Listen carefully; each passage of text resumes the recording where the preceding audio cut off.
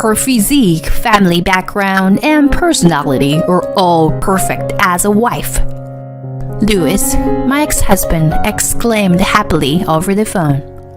"Oh, that's good for you." What's with that cold reaction?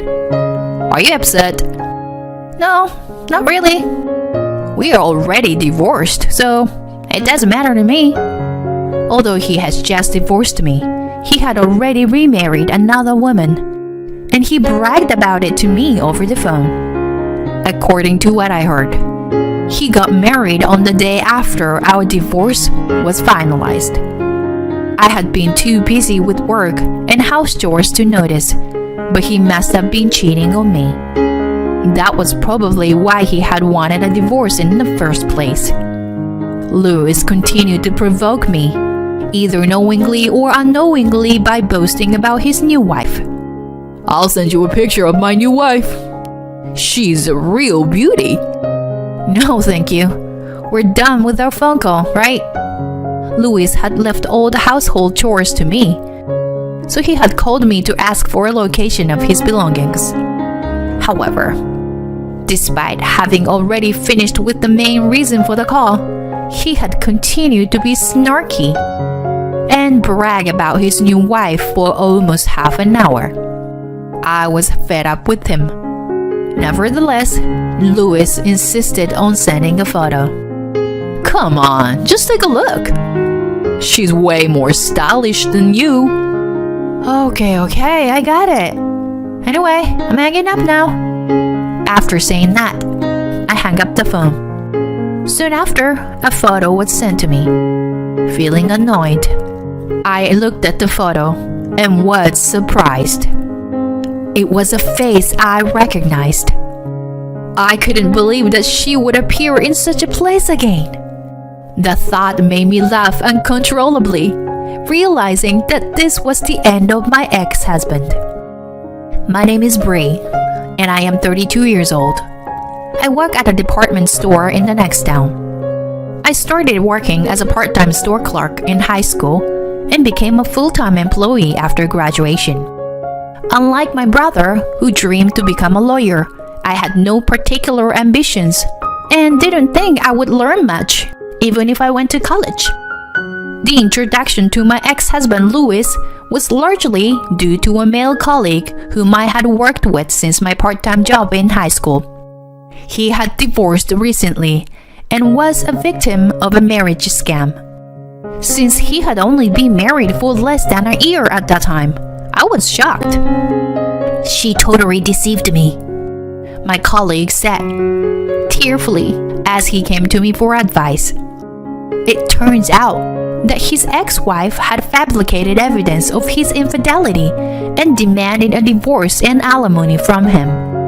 And that was just the beginning. After the divorce, he met a kind woman and started dating her. But it turned out that she was a marriage scam artist and cahoots with his ex-wife. He convinced him to give his ex-wife a severance payment so they could get married.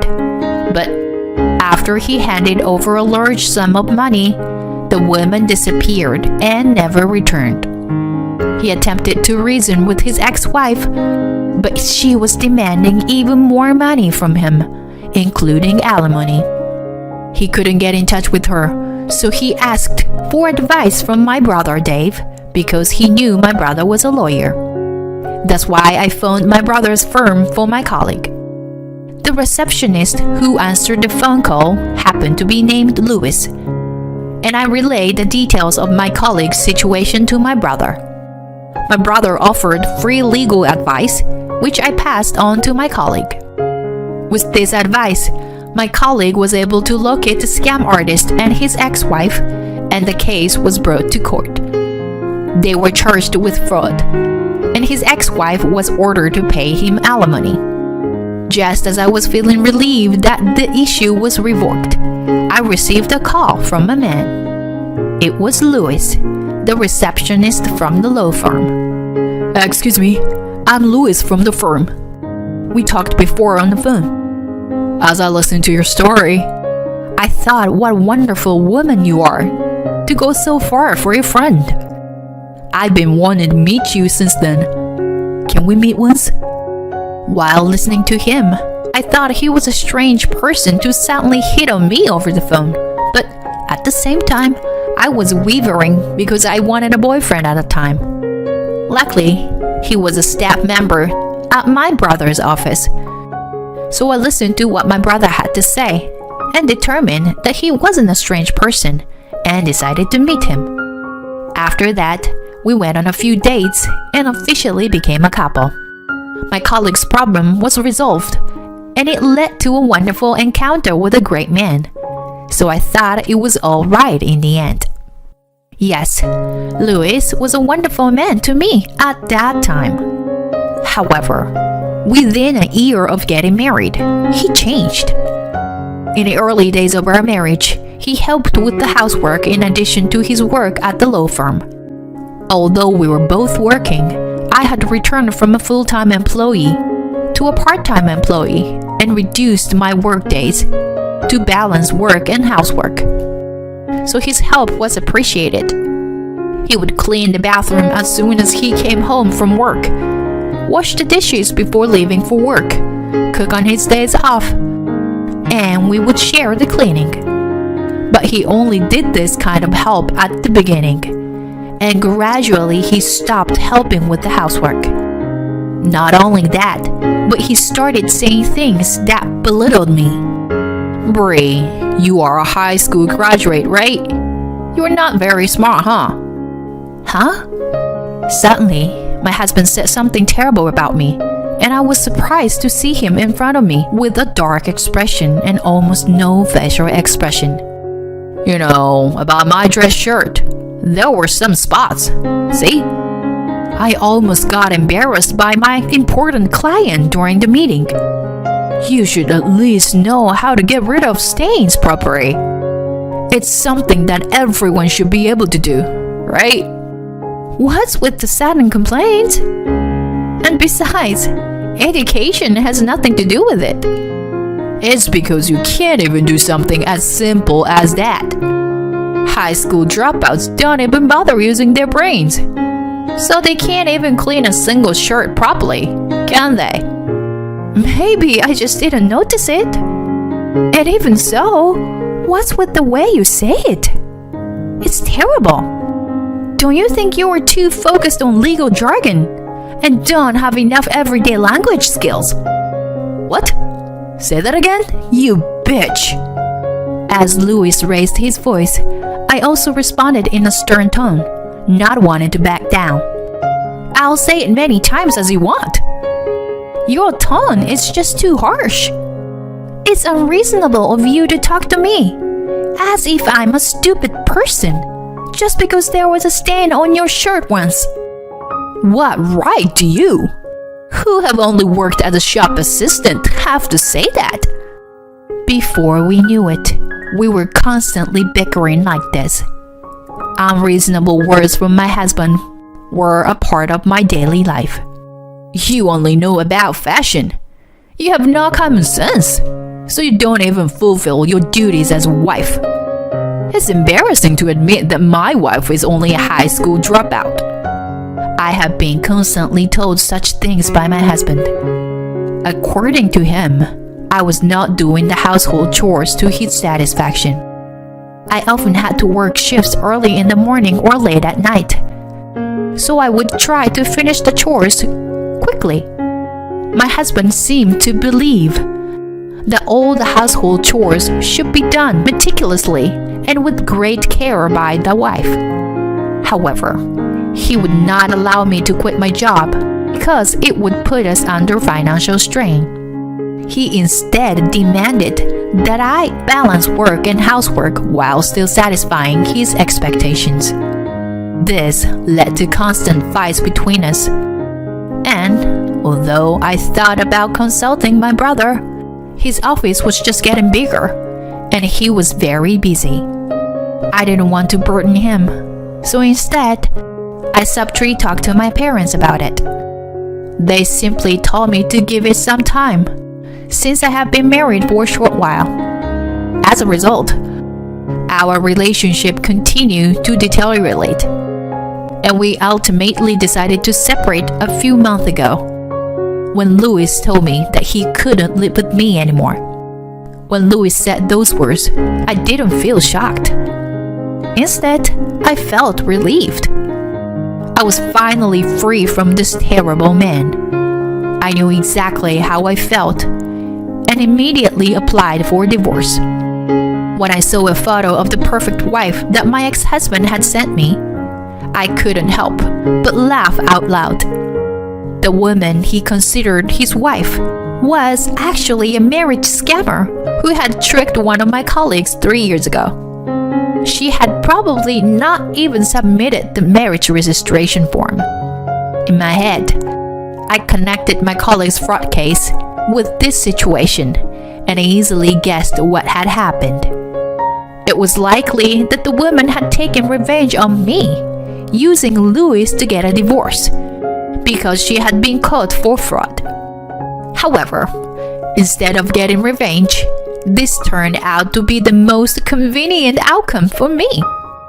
After all, we wouldn't want to be rid of such a terrible and abusive husband. I didn't care if Louis was cheated out of his money by her. If he had cheated on me, I wanted him to be punished for it. So, I contacted my brother's firm. I see. This is turning into quite a story. Like a messy daytime soap opera. Yeah. Can you tell me what can be done? If you find out about your ex-husband's infidelity after the divorce. Well, based on what we've discussed so far, you should be able to claim compensation for damages, even if you didn't realize he was cheating at the time.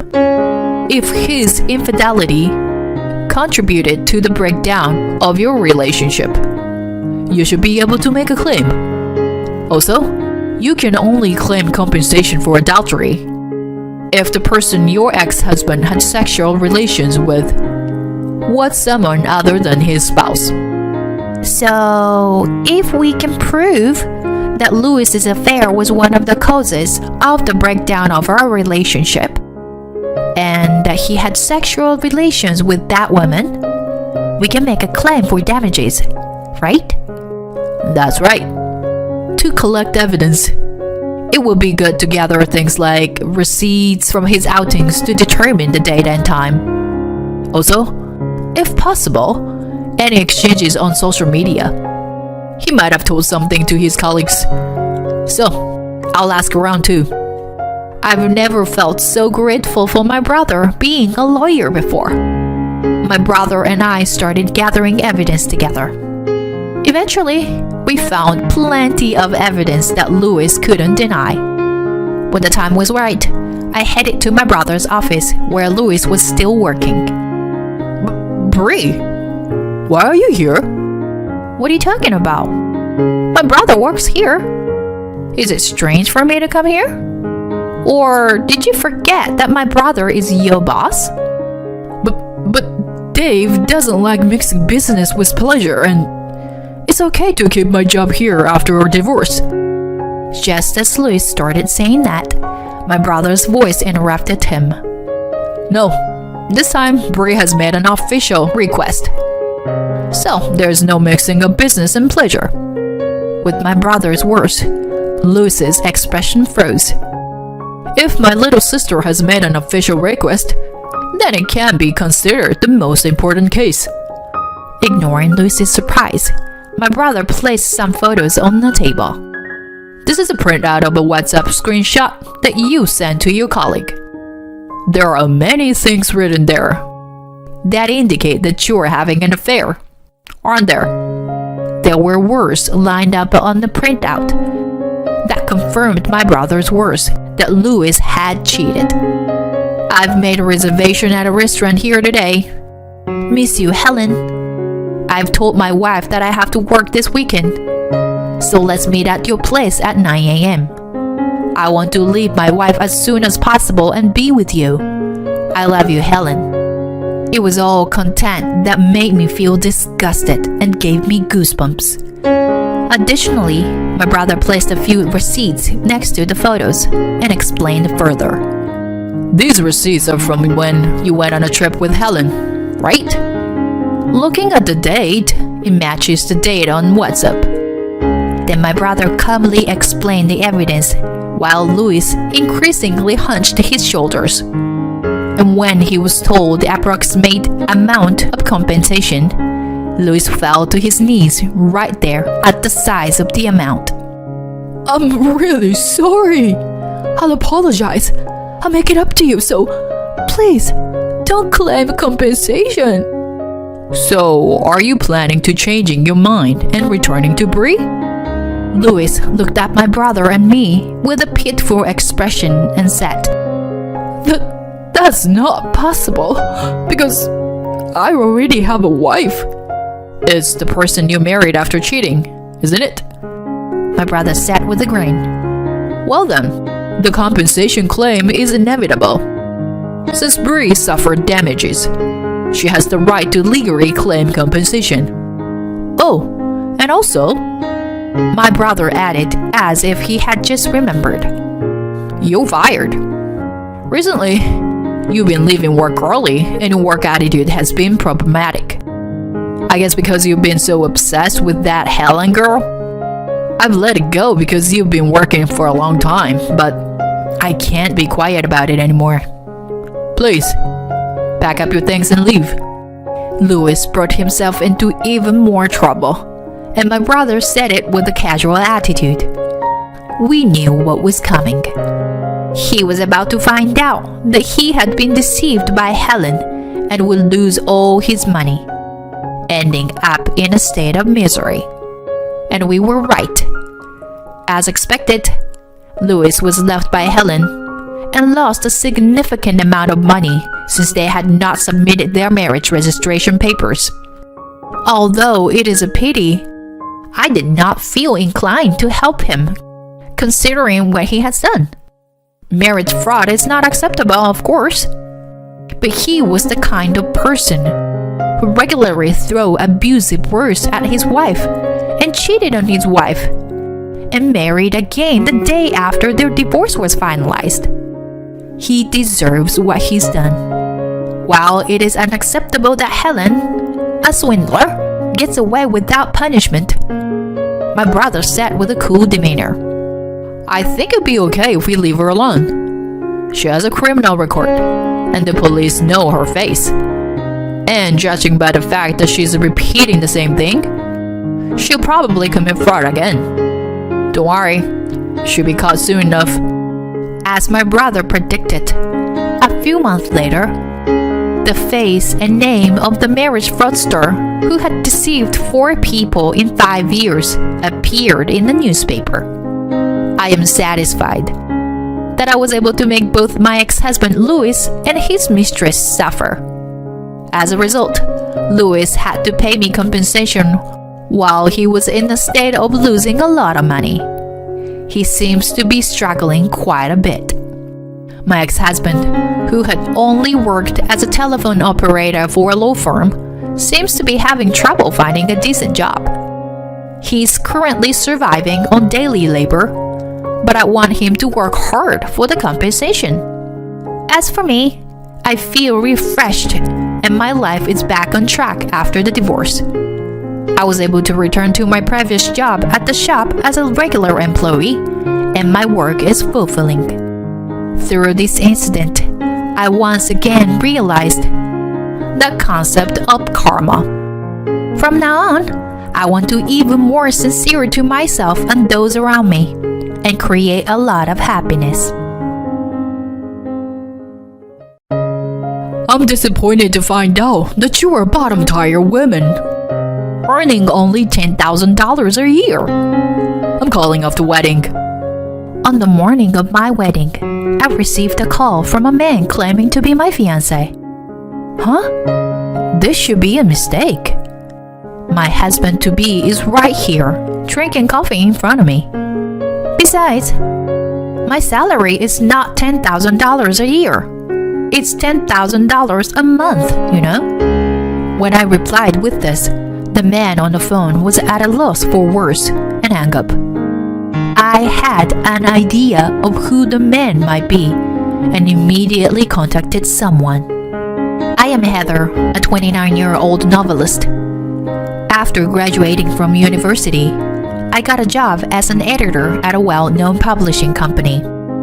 I felt like I was living my dream when I was able to get a job at a publishing company that published a series of a novel that I had been reading since high school. However, I resigned after only 3 years, and I'm now writing my novels as a freelancer. Since becoming a freelancer, I have been able to write novels at my own pace without worrying about office hours or quotas. I am satisfied with my life, having achieved my long-cherished dream of publishing my own novel. Although I struggled before my work took off, I now feel that leaving that company was a good decision. However, there are complex and bitter reasons why I quit my job at the publishing company. There was this slightly troublesome male employee named Brand. Hey, Heather, I was wondering, do you have a boyfriend? I still remember it vividly when he talked to me for the first time. No, I don't. How about me as a potential boyfriend for you? Want to exchange contact information and go out for a meal after work? I felt annoyed by his persistent and overly familiar attitude. I'm sorry, but I'm at work right now. Despite my gentle refusal, Brand continued to insist on asking me out. Alright, then see you after work. I thought Brand was a troublesome guy, but since we only saw each other at work, I thought he was just teasing me.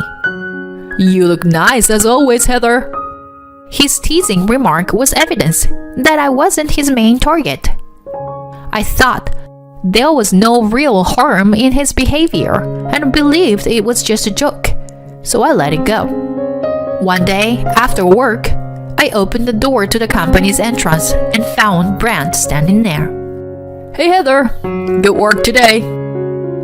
Oh, thank you. As I tried to walk away quickly, Brand blocked my path and started talking to me. Hey Heather, how do you come to work? As he spoke, he followed me. I drive. With only that answer, I hurried toward the company's parking lot. I thought he would give up once I got in my car and drove away, but he waved goodbye with a smile until I turned on the car's engine and drove off. However, the following day, and for a while after that, it was the same routine when I leave. This continued every day, and I became afraid to open the door to the exit on my way out of the building. Brand's been stalking me, you know. I couldn't bear it any longer, so I consulted with my colleague Nicole, who I occasionally go drinking with outside work. Nicole replied, "What? Really? Has he ever followed you to your house or touched you?" "No, he hasn't. I drive and he rides a bike, so he doesn't follow me to my house." "What does he want?" "But it's okay to leave him alone since there is no actual harm done, right? If something happened, just talk with your boss, okay?" I felt a little revealed after hearing her say that. That's right. Brand and I work in the same department, so I can immediately consult with my supervisor as anything happens. Although I tried not to mind it, Brand's approach continued. But since there was no actual harm, I couldn't consult with my supervisor. I continued to bear this dilemma for about 2 years, and my patience had reached its limit. With my older sister, a freelance writer's recommendation, I quit my job decisively. I then studied to become a novelist and gradually began to receive work. I had reached the period where my dream of publishing a novel was about to come true. Then, after a long time, I received a call from my former colleague Nicole. This call from her would later have a significant impact on my fate. "Hey Heather, has anything changed recently?" I had no idea what she was talking about with such a sudden and incomprehensible question. What do you mean by changed? Is everything okay? I mean, have you been followed by someone or anything like that recently? As she talked, thoughts of Brent from back then crossed my mind. But since resigning, I haven't had any contact with him at all. Are you talking about that guy, Brent? Yeah, kinda. Actually, things have been getting dangerous with him lately. What do you mean? According to Nicole, Brand was freaking out when I suddenly quit my job. He's been asking around the office for a long time, trying to find out where you work now. That's really creepy. Does he know what I do or where I am? I don't think so, but the fact that he's been asking around so persistently and making people uncomfortable has made me worry about you. It's been 3 years since I left the company. But when I heard that Brand was still trying to track me down, I couldn't help but feel a sense of unease creeping up my spine. I'm sorry, Heather. I thought I should tell you. And then I told her something because she seemed so worried. Thank you, Nicole. I appreciate your thoughts. I'm okay though. My fiancé will protect me, so everything will be fine. Wait, what? Fiancé? Are you getting married? Yeah, I was meaning to call you about the wedding actually. Will you come to my wedding next month? Oh my god, yes, of course. This is exciting. Oh, by the way, Heather, just to be safe, I was on the verge of freaking out after hearing about Brent, but I managed to shift my mood by telling her about the wedding. My fiancé Eli has been a childhood friend since we were little, and we lived near each other. We used to play together almost every day when we were in elementary school. We grew apart a little during adolescence, but we reunited at a class reunion and started to hang out again. After that, we grew closer and developed feelings for each other, eventually deciding to get married. Our parents had been close friends since they were young, so the meeting was like a gathering of relatives. We completed the registration and moved into our new home. And before we knew it, the wedding day had arrived. I'm nervous. How do I look? You look so handsome. I was playing around with my husband in the dressing room when my phone rang. You are a bottom-tier woman with a salary of only $10,000 a year. I'm disappointed. We're canceling the wedding. Who is this? The caller claimed to be my fiancé. But my fiancé, soon to be my husband, was sitting in front of me, sipping his coffee. The groom is right next to me, and my salary is not $10,000 a year. It's $10,000 a month. Huh? The man on the phone was stunned. I had known from the beginning who was on the other end of the line. It was Brent. How did you get my number? And who told you about today's wedding? I asked in a cold voice I had never used before. I'm your fiancé. So, I don't think it's weird to know. From the speakerphone on the smartphone that had been switched over, Brand's voice echoed. Eli started speaking for me. Are you the guy who's been bothering Heather? Who are you? Who are you? Heather's cheating partner? I'll sue you. Brand seemed to have no faith in my fiancé and continued to argue. I'm Heather's fiancé, Eli. So, who are you? What are you talking about? I'm Heather's fiancé. The push and pull continued for a while until Brand finally confessed his actions. I fell in love with Heather at first sight. But she had her guard up and wouldn't give me her contact information no matter how many times I asked. So I was planning on taking my time to get to know her. But leaving without saying anything to me, that's just cruel, Heather. As Brand revealed the truth, my fiancé Eli continued. So, how did you find out Heather's contact information? And about the wedding today? I called every single one of Heather's acquaintances and finally got a classmate from my school days to tell me about it. As Nicole had mentioned, Brand had been searching for me ever since I left the company. He went through all of our mutual acquaintances and finally got in touch with one of my classmates from college. Despite the fact that I had become a somewhat well-known novelist, anyone could easily have found out about my current situation with a quick search. However, the information he received about my income was clearly incorrect. His belief that he was my fiancé was already ridiculous enough, but his behavior was just too abnormal. I hung up the phone in frustration and immediately called someone else. Oh my gosh, I understand. I'm coming over there right now. The person on the phone was Brand's mother. According to Nicole, Brand had also stalked a few female classmates during their student days. At the time, his parents had apparently sensed something was wrong, but nothing serious had happened.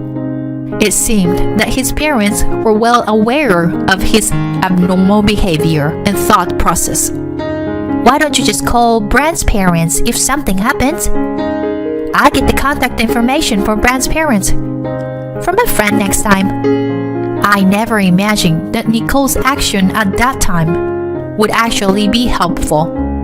Despite the creepy phone call from Brand, our wedding proceeded smoothly. Then, towards the end, we heard shouting from outside the church. There, Brand was standing. Brand, how many times do I have to tell you? You are an outsider. That's right, Brand. Don't mix up dreams and reality. Brand was struggling against a middle-aged couple and shouting. It's not a dream. My fiancé is here. In the midst of this chaos, my real fiancé muttered quietly to me. Really? You actually came? And when Brand noticed me, he shouted at me. Heather, clear up my parents' misunderstanding. I was angry, as this happened during the climax of our wedding ceremony. What are you saying? You are the one with the misunderstanding. I'm not your fiancé. I'm going to be happy with this man. I coldly retorted to Brand, then returned to the church with Eli. Heather, you were bothered by a troublesome person. You should have talked to me about it. I smiled warily at my father's words. You should always consult those around you before something happens. My father scolded me with parental concern, and somehow the wedding ended without incident. After a while, I received a message, an apology from Brand's parents. I didn't really care about the apology, but I was worried about what had happened to Brand. If he continued to be left unwatched, he might cause trouble for someone else, just like he did with me. My anxiety grew, so I decided to meet with Brand's parents. Heather, I'm truly sorry for what our foolish son did to you. Please accept this as a token of our apology. Please. No, I can't. I politely declined, but they insisted, so I decided to accept it. According to his parents, Brand had persistently followed and caused problems for at least 3 women in junior high school, and this time. In junior high, his parents dealt with the situation by placing him under protective supervision. But in high school, the female student who was a victim of his stalking remained silent and transferred to another school. So his stalking behavior was only discovered afterwards. I thought he had learned his lesson. I never expected him to bother another woman. Brand's father said with a resigned expression. We've made him quit his job and entrusted him to our eldest son living in Africa. He will not be returning for a while. Please forget about our foolish son. Brand's parents apologized deeply to me, and we left. I learned that his older brother, who works as a translator for charity in Africa, was training him in various jobs under his supervision. When I returned home and saw the compensation money that I received from Brand's parents, I was shocked. What? $20,000? This is too much. Shouldn't we return this? As I was bewildered, my husband said, I think it's okay to keep it. His parents have been manipulated by him for a long time. They were able to apologize to some of the victims, but not to all. Besides, he might be causing trouble for more people without us knowing. If you think about it that way, maybe it's better that you receive the sincere apology from them. After hearing my husband's words, I reluctantly agreed. I knew for sure there were other women like me who had suffered from his sick behavior. As a final resolution, I decided to accept the money with an open heart. Although there were some ups and downs, my husband Eli and I were able to start a happy married life together. We never know what will happen in life. If we have children in the future, I hope to become parents who can sincerely apologize if our child does something wrong. I also hope to teach our children to have the awareness to apologize to others if they make a mistake. A few years after the incident, I wrote a novel based on Brand.